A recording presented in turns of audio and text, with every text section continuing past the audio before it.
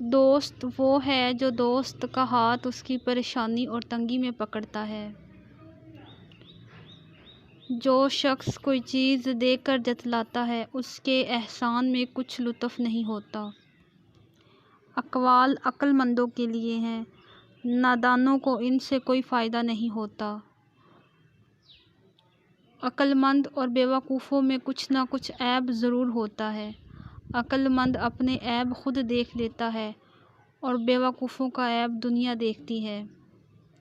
آدمی کے علم کا اندازہ تو ایک دن میں ہو جاتا ہے، لیکن نفس کی خباثت کا پتہ برسوں میں بھی نہیں چلتا۔ جب تک انسان بات نہ کرے اس کے عیب و ہنر چھپے رہتے ہیں۔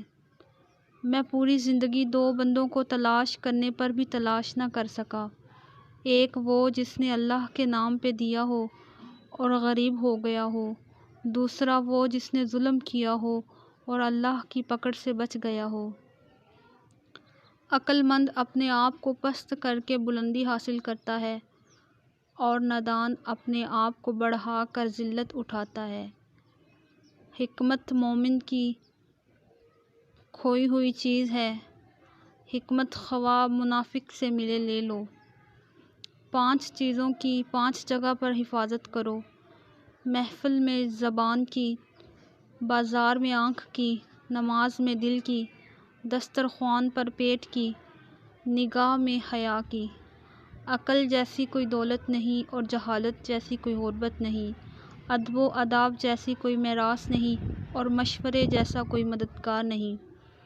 سب سے بڑا عیب یہ ہے کہ تم کسی پر وہ عیب لگاؤ جو خود تم میں موجود ہے۔